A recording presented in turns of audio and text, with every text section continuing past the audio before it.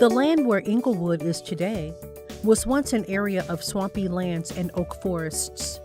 In 1840, a settler named Wilcox chartered the area and documented it with the land office of the city of Chicago. By 1852, railroad tracks were laid in the area to form a junction, and people began to call the area Junction Grove. The area was a site of scattered truck farms where Irish and German laborers worked. In 1865, the area was annexed into the town of Lake. Then, German and Irish immigrants began to work at the Union Stockyards. In 1868, Henry B. Lewis came to the area and changed the name to Englewood. Also in 1868, L. W. Beck donated a tract of 10 acres to make way for Cook County Normal School. In 1869, it opened as a college mainly for teachers. This prompted a middle-class subdivision to be platted near the school. After the Chicago fire of 1871, more Chicagoans moved to the area since their homes were destroyed. The population of Englewood grew, bringing public transportation, and Englewood was finally annexed in 1889. During the 1900s, Polish and other Eastern European immigrants came to the community. Irish immigrants continued to move to the area as well during the early 1900s through the 1920s. The 1930s saw a big boom in the neighborhood as the 63rd Street and Halsted Shopping Center was constructed. It quickly became the second busiest shopping area in the city. In 1934, the opening of the Sears store brought employment and revenue to the community. The Chicago Normal College closed in 1932, causing loss of employment and revenue for members of the community. Englewood became a cheaper place to rent and own property due to the Great Depression and the fact that World War II efforts caused a lack of materials needed to renovate deteriorating buildings. This attracted lower-income African Americans to move into the area in the 1940s. White flight in the area became highly prevalent in the 1950s as property values plummeted and revenue to the community shrank. When we moved on the block, we were the third black family on the block, and the neighbors were so nice. They, brought things over, and in less than 6 months, in fact, less than 3 months, my mother came out and there was a big for sale sign on the neighbor's lawn. And my mother was not a cry. I never saw her cry about anything, but she teared up about that because this had been a woman who welcomed her and been very friendly. Never said she was moving. In less than a year, that block was 99% African American. Blacks did not live all over Englewood because there were not that many of them, and plus restrictive housing covenants would not allow blacks to just buy property and live anywhere at that time until 1966.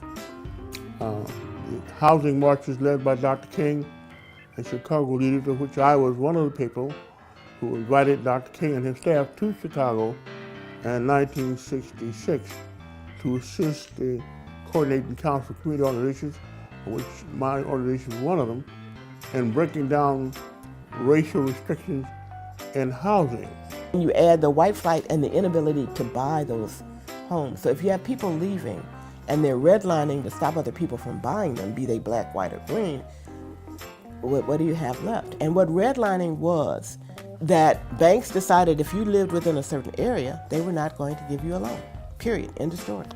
And the book American Apartheid talks about that if you lived within a certain area, didn't even have to be zip code, it could be the area if it's closer to black people here or if it's all black, they would not make you a loan. The construction of the Dan Ryan Expressway caused more African Americans to move to Englewood after being displaced from other South Side communities. By the 1960s, the population of Englewood was 69% African American, and a decade later, it became 96% African American. Another significant event was the rise of black male youth gangs. You note that the three major gangs, Devil's Disciples, which changed their name to just the Black Disciples, and later on in 1970 they changed their name to the Black Gangster Disciples, making it today probably one of the largest gangs in the country. And around 1967 to 68, I made contact with Barksdale, who put me in contact with a young man who lived about a block from me, Brother Harold Baskin, B-A-S-K-I-N, who just died 2 months ago, natural causes. And Harold belonged to two gangs, the Hustlers and the Disciples gang. And I got acquainted with him and got to respect him. Finally, within 5 years, I was able to help him get his bachelor's degree in political science through University of Iowa at the Northeastern Illinois State University. Englewood, it's a great neighborhood because it's great because I lived here all my life and I enjoy Englewood. Believe me, I enjoy friends I've met, Joyce, Miss Porter, very few people. I've met everybody. I know just about everybody because I've had business here. I just love Englewood. I have lived in Englewood all my life. And we lived on 61st and Carpenter. And then we stayed there until 1986. And then we moved here on Lomas, right off of Lomas. Okay, we had good times. When we was kids, we had the opportunity, we had a playground on Carpenter. And all the kids would meet up at the playground. And we would take our little radios and we'd dance and play in the park, go on the swings, the merry-go-round. We would play ball. We wouldn't have to worry about anything. Nobody bothered us because it was just like a family. It was like a unit. It was like a family. By the 1970s, the neighborhood fell into deterioration as it was completely neglected by the city of Chicago. But the community never gave up hope.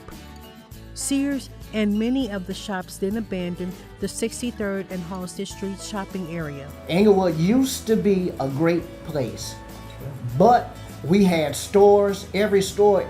We didn't have to go downtown or go to Evergreen Plaza to do any shopping. Everything was right here in one location.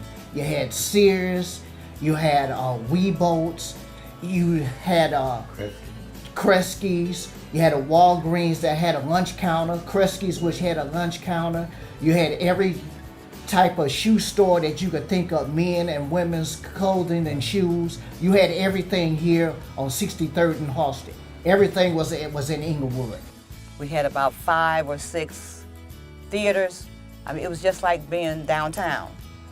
And after they closed the Southtown Theater, I think that's when the neighborhood started changing, the Southtown Theater, because they had inside the theater, they had a pond with swans. They had a room where the parents that wanted to go to the movie could take the kids to this, like a nursery, and leave the kids there. At the Englewood I grew up in, at the time there were approximately 100,000 people there. And 63rd and Halsted was the second largest business district to downtown Chicago. By 2000, the population of Englewood dropped to 40,000 residents. As my mind and heart is still on Englewood, we had 25 pastors that was on our board, but they wanted to develop something under Greater Grand Crossing called the Joint Organizing Effort. It was really called Project Joel. And so these 25 pastors said, there are things that we want to do. And because Chatham is kind of lined in the Englewood area, but it's not in the Englewood area, we have a concern about Englewood, Kennedy King College.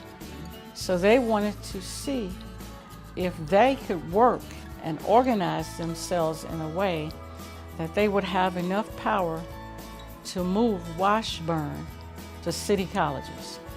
And of course, they worked to do that. And that happened. I'm so glad that even Josie Childs in her retirement was able to really work with the Know Your Chicago to tour Englewood. I wanted that to happen in 2012, but now it's happening now. So I'm so pleased to Know Your Chicago is doing what you said you were going to do. Thank you so much.